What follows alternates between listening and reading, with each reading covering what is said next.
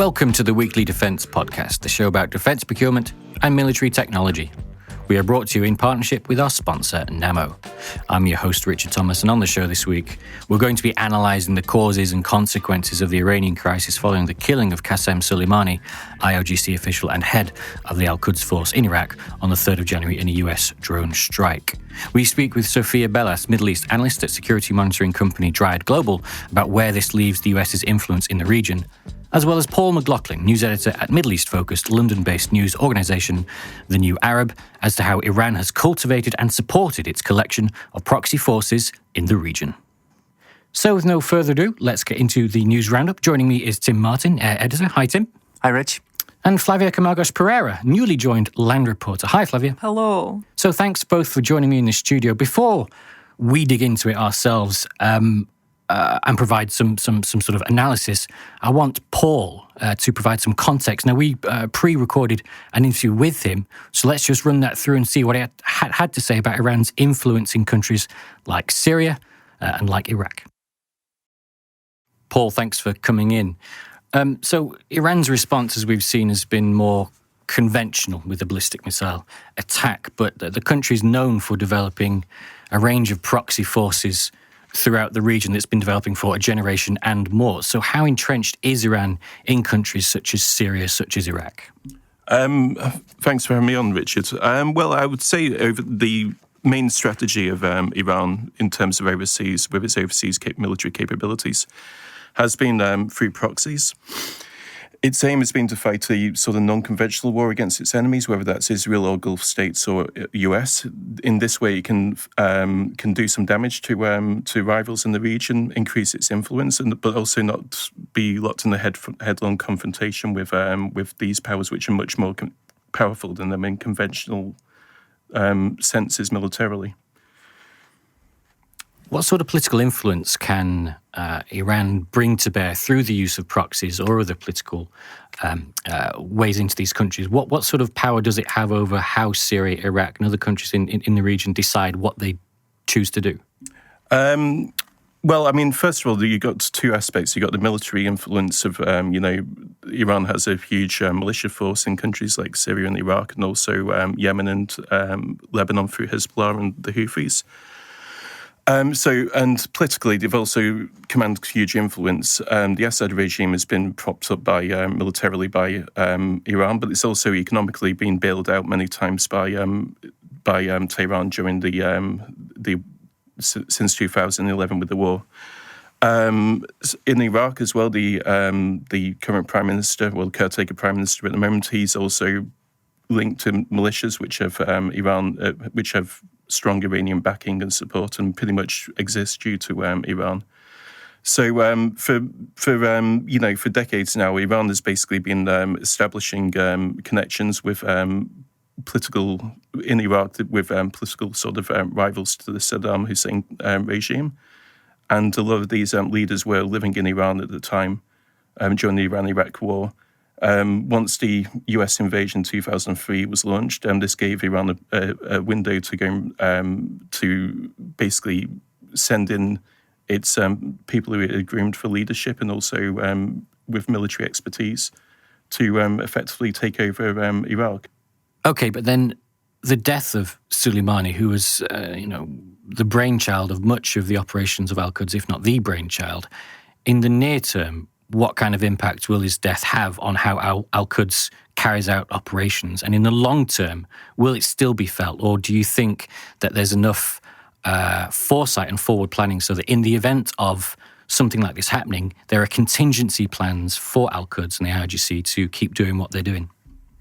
Yeah, I'm sure that Soleimani has plans for the immediate future for Syria and Iraq. He knows the situation. He knew the situation there. The danger is what will happen in the next stage. So once the regime conquers all territories in Syria, then this will be the problem. What does Iran do next? There's also external changes. How will the Gulf respond to Iranian influence? How will America respond? Will Trump be re-elected? All these sort of factors are not something which can be immediately planned. The success of Soleimani has partly been his adaptability to the situation. Iran's been able to quickly adapt to whatever the situation has come to fore, whether that's Israeli intervention in Lebanon, the US-led invasion of Iraq. So I think in the long term, there could be problems in continuing having a leader with such organizational skills, such charisma, and he's become a hugely influential and popular figure, even amongst people who are not regime loyalists in Iran. He's still seen as something of a figure of nationalism. But the other problem which Iran faces is internal. The US sanctions are starting to bite on Iran. This is going to lead to problems with funding for the IRGC. The government there will be faced with the problem of whether to continue providing such huge funds to the IRGC or to provide money to the people effectively with subsidies and these type of things. So with the protest which happened recently in Iran, I think that was a bit of a shock to the regime there, as were the protests in Iraq and Lebanon, which were directly or indirectly aimed at the Iranian influence in their country and the problems of corruption and general lawlessness which the Iranian influence has provided. Yeah, it's interesting to say that funding might be a little bit stretched for Iran in terms of how it provides what the IRGC needs, because don't forget it's got its own, let's say, conventional military forces in the Navy and the Army that it presumably would have to provide funding to as well. So it looks like there might be potentially a bit of a dogfight for the funding that is available. Paul, thanks very much for your time. I appreciate it. Thank you very much, Richard.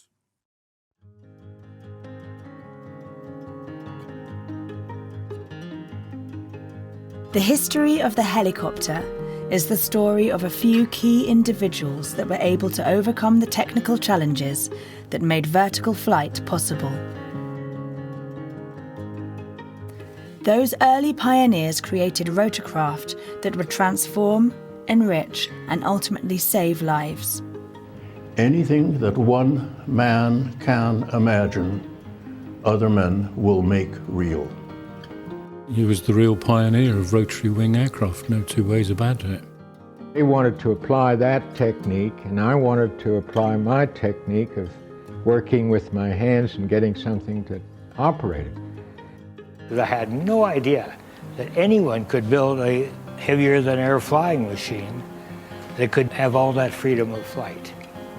And it made me an absolute convert for life. Welcome to Shephard Studios' Revolutions in Vertical Flight, sponsored by our partner, Bell. Over the course of 6 episodes, we will look at the history of vertical flight and discover the key individuals and revolutionary moments that created the rotorcraft industry that we know today. And we will take a look to the future. Consider how next-generation rotorcraft will shape the future battle space, and hear how innovation underway today will enable the urban air mobility of tomorrow. One of the first trademarks of an innovator is to see opportunity where people don't see it yet. It's definitely changing the way the warfighter fights and saving people's lives. So. But if either A or B do not have a runway, then tilt rotor is definitely an option. We are committed to helping build the foundation for eVTOL, and that's not about one winner, it's about having many winners. That's Revolutions in Vertical Flight. The full series is available now, wherever you get your podcasts.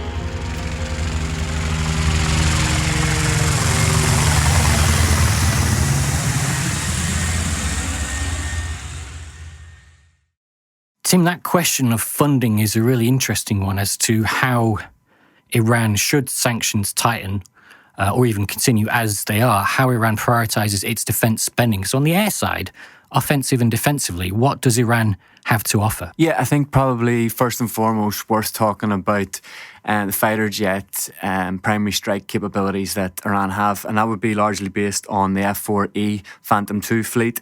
That's been around for over 60 years, since retired from the US, and there's over 200 that Iran can choose to fly. Now, I suppose the big difficulty, you think 60 years, then operational costs are obviously tremendously high. Where do they get the spare parts from? And that would be first and foremost, one of the bigger capability issues for Iran.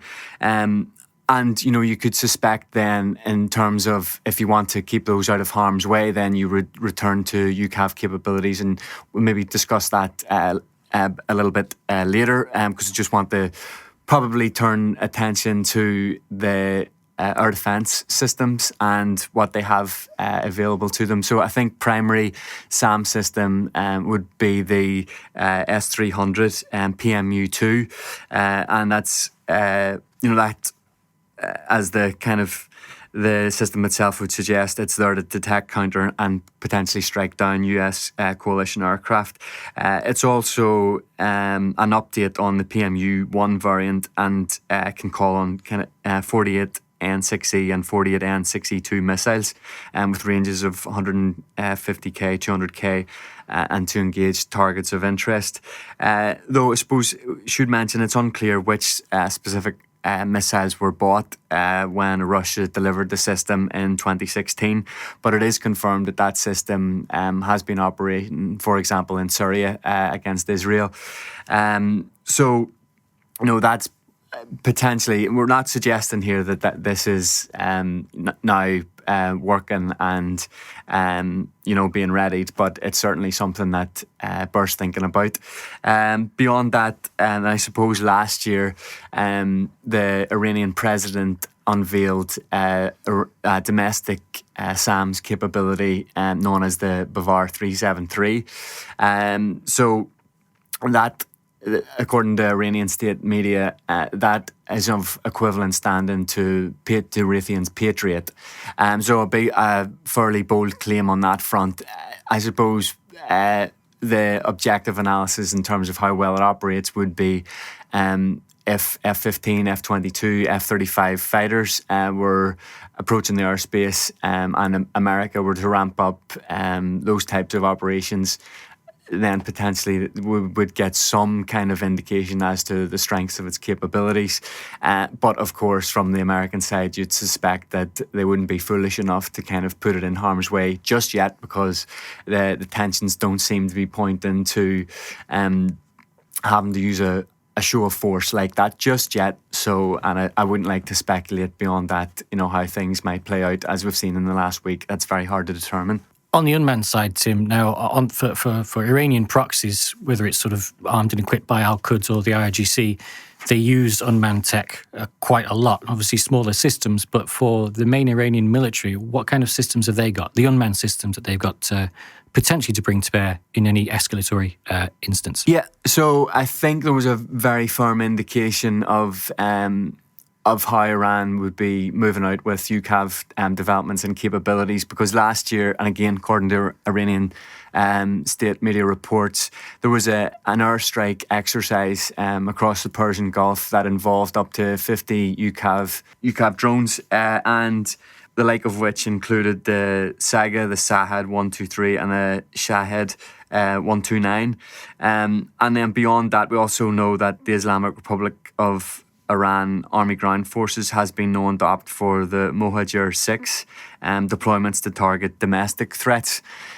So that's basically a flavour of what's recently been active, on deployment, and how those and maybe take the airstrike exercise as an indication of what could potentially lie further down the line.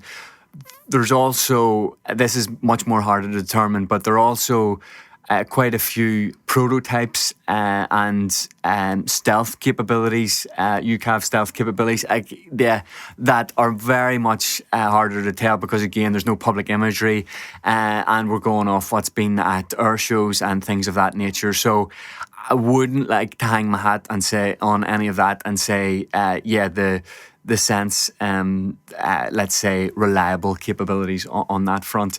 But I suppose bottom line, if you want to keep if you want to keep, high value assets out of the road, and you want to reduce human casualties, then of course UCAVs are going to play a fairly significant role in potentially the next months and years, dare I say, to come. Yeah, it's interesting. Everyone's kind of been trying to figure out or guesstimate really what kind of capability Iran would bring to bear, whether it be conventional, whether it be proxy, whether it would escalate or not. Obviously, they've got an awful lot of proxies in and around the region. You've got Khatib Hezbollah in Iraq, you've got Hezbollah in Lebanon, you've got Islamic Jihad in Palestinian territories, Liwa al-Bakir in Syria, and that's just on the proxy side. You're mentioning there that the conventional forces of Iran, both defensively and offensively, while not top tier, they're pretty good at middle tier, aren't they? So not too bad at all. On the Navy side of things, they're obviously split between what the Iranian Navy has, more conventional frigates, what the IRGC has, which are an awful lot of fast boats. They do have a certain degree of submarine capability. We don't know quite how much that is, but they do have it. We get the feeling that there isn't the inclination for Iran to really bring any more trouble to the maritime side of things than they or fellows working on their behalf did in 2019. So we don't think that the maritime realm will be a point of conflict, at least we think not, from now into the very near future. But I guess we'll just have to wait and see how it goes. Flavia, over to you. Just to kind of bring a bit of regional context. We've heard comments from a lot of European governments, from Middle Eastern governments, coming on both sides of the argument. Really, it's quite split as to whether they favour what the US has been doing, whether they favour how Iran has been reacting to it. From your side, we don't often get an idea as to what's going on in the South American sphere of influence. So what's been going on there? This crisis in South America, especially in Brazil, it creates diplomatic problem, hard situation, because Brazilian government officially supported the United States position, the attack, and the Brazilian president, he justified saying Brazil rejects all forms of terrorism. But it had a consequence, because Iran summoned Brazil's representative in Tehran, asked him to explain the reasons why Brazil was supporting this attack. It's interesting to highlight Jair Bolsonaro, Brazilian president, is a former army captain, and he's so close to Donald Trump because they share the same style, they share the same ideas, they have the same similar positions, and including when Bolsonaro was elected in Brazil, international media called him Tropical Trump. So I think maybe this is the reason he's supporting United States and its attack. In the case of Argentina, also in South America, the government is boosting the security at its airports, at borders, and at the United States Embassy in Buenos Aires. The Ministry of Defense in Argentina, Agustin Rossi, he described the situation, this crisis implicating Iran and the United States, as a serious question. And he said that Argentina must be alert in this case because it's not clear how this conflict will evolve. And the reasons why Argentina is so worried about this crisis, it's because in the 90s, the country suffered 2 terrorist attacks. And more than 100 people were killed in these 2 attacks. And the first one, it was in 1992. It was against the Israel embassy in Buenos Aires, and a car bomb killed 29 people. The second attack, it was 2 years later, in 1994, and a truck full of explosives blew up outside in front a Jewish community center.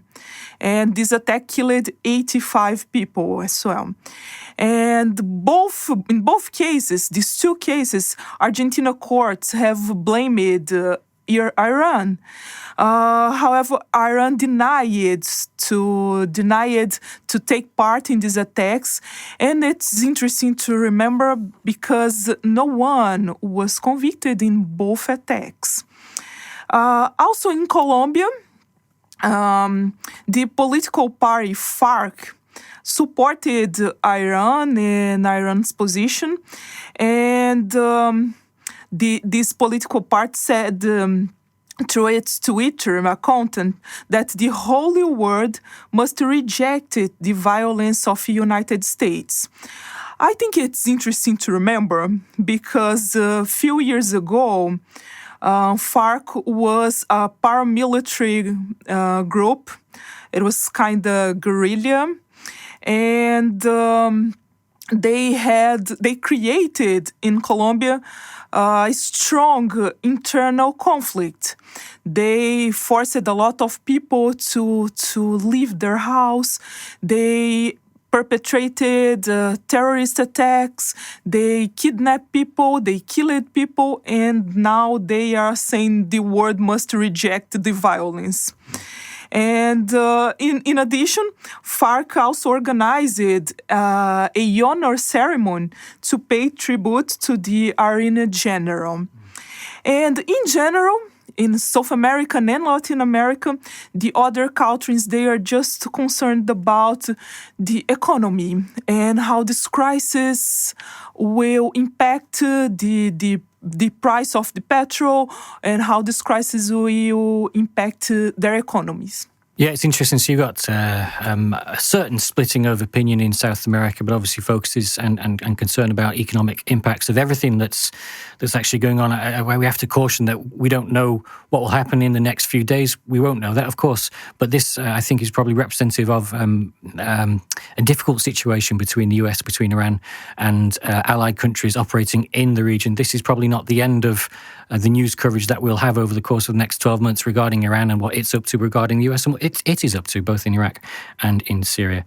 But thanks, everyone, for your time. Much appreciated. For information on all the stories, listeners can, of course, check out the Shephard Media website.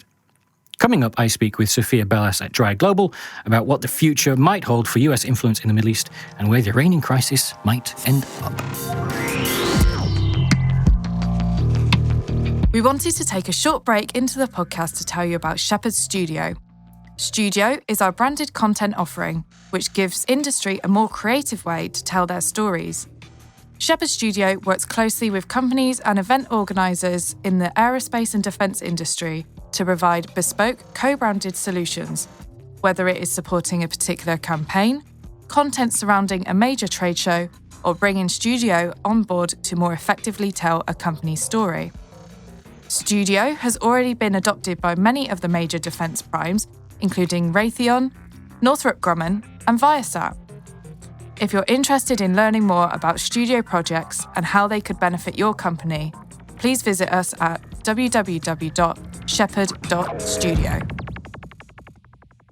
Sophia Bellas, thanks for joining us. We spoke a week ago at the outset of this crisis, and since then developments have come thick and fast. If you've just got time, let me go through a few of them. So in the past week, following the killing of Soleimani, we've had UK, France, Germany, the UAE, Oman, other Gulf countries have all urged restraint. UK restarted convoy escorts for UK flag shipping in the region, changed its threat level for forces in the region. US and Iran spent days throwing threats at each other, listing numbers of targets.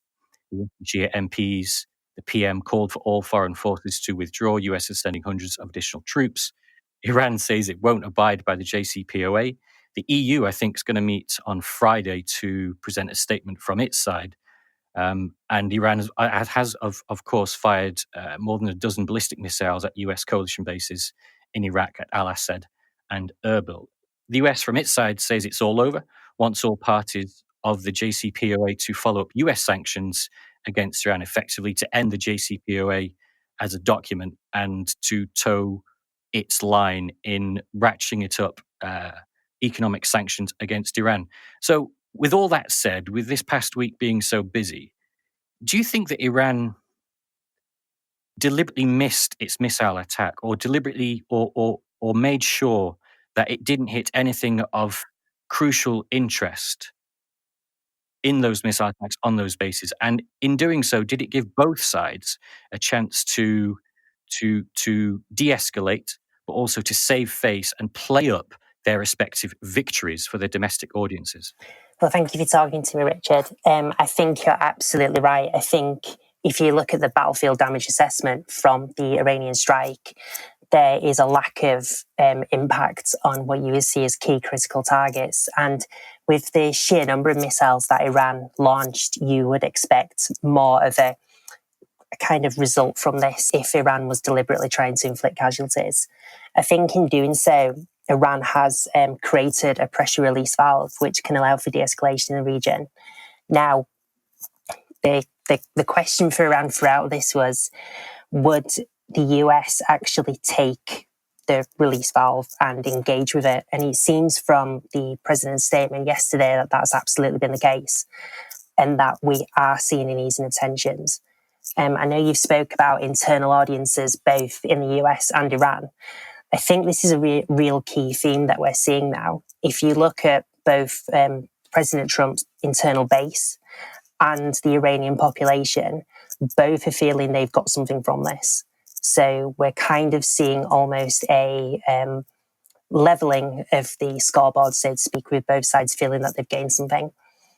Given that it looks like both sides think that they have ended on the up, as it were, do you think, nevertheless, that the US is running the risk of being sidelined in the Middle East by its actions and how diplomatically it's carried on for the past week?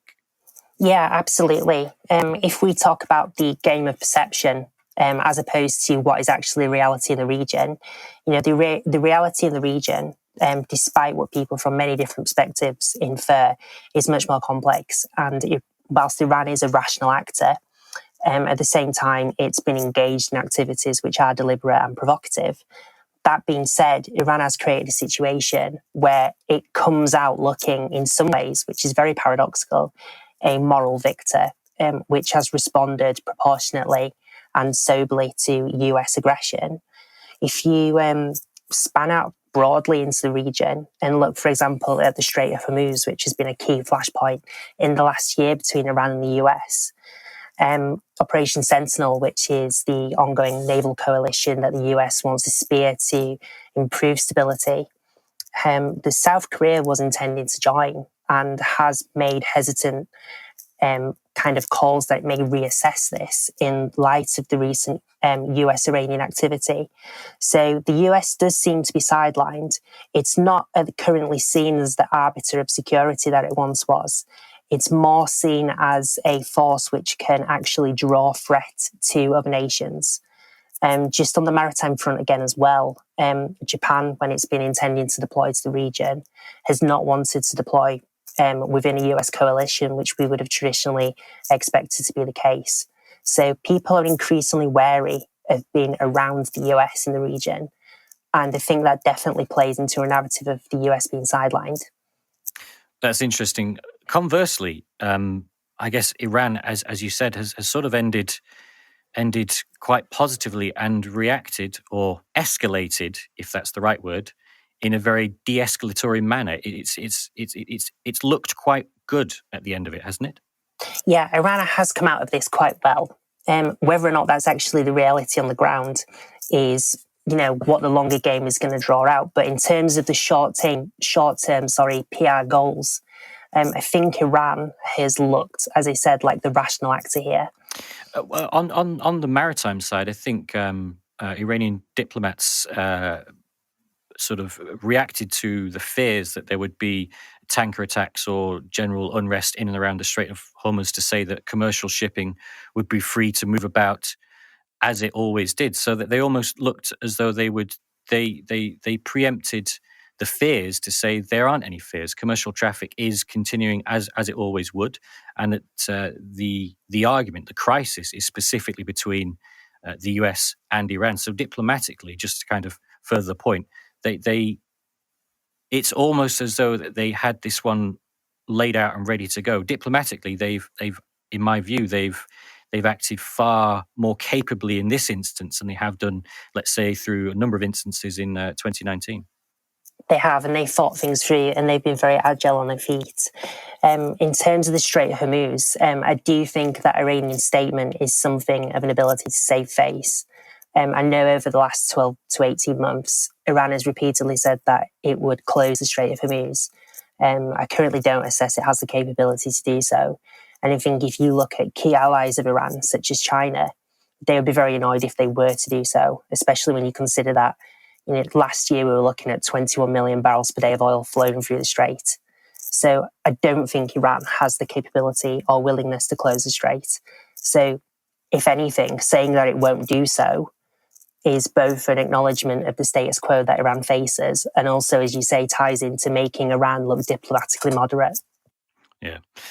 What next for the region then? This has been, I'm not saying that this is the end of the sort of the early 2020 US-Iran crisis, but 2019 was a very busy year for the region, for Iran, for the US. What do you think we might expect through 2020? This isn't the end of the argument between the US and Iran, because this goes back a generation and more. So this is just another, stage point on a continuing escalation of conflict? Yes, so what I think we're going to see is a continued tit for tat of low kinetic activities which ramp into short-term narratives, as we've just seen, and then can dissipate by de-escalation on either side. My current grand theory on Iran and what they're currently doing at the minute is that they're looking forward to the next US administration. They're perfectly in the know that with the Trump administration being in office, an administration which is caught between on one side the hawks and on one side isolationists. Isolationists being a key and interesting point, actually, because I noted in President Trump's speech, he mentioned US energy independence as a key factor. And that's obviously part of the administration's modus operandi in the Middle East now. So what I would say is that Iran knows that eventually things are going to change in Washington. Now, if it can ramp up what we see as a security threat over the next either 4 years or less than a year if Trump were to lose this year, they may be aiming for what we saw in 2009 with the diplomatic reset with Russia. So I think they're looking forwards to hoping that there's going to be a reset in, I would say, relations in the future. It's just how they set the scene to make that something that the next administration that comes in, whether it's moderate Republican perhaps or Democrat, would seek to do. Just finally, on the JCPOA with the EU to meet on Friday, do you think that's the end of that agreement? Because Iran has said they'll continue, or they will restart or begin again the enrichment of uranium for civil but potentially military purposes. Do you think that agreement needs to be ripped up or might be ripped up, and the Europeans, with the Americans or the Europeans, will have to start again? I see no future for the agreement whilst, as I've said, the Trump administration is in the position it's in. I think from its base, it would get a huge level of backlash if it was engaging in an agreement which, to all extents and purposes, has been framed as an Obama administration agreement. So it's really going to cause political hassle in the US were they to do that. Interesting. Sophia Bellis, thank you very much for joining us here on the Weekly Defence Podcast. Thanks again. Thank you. This episode of the Weekly Defence Podcast was brought to you in partnership with our sponsor, Namo. As always, a big thanks to everyone that took the time in being a part of the episode. And for our listeners, make sure you like and subscribe, leave a review on iTunes, and tell a friend or a colleague about the podcast. Until next week, thanks for listening.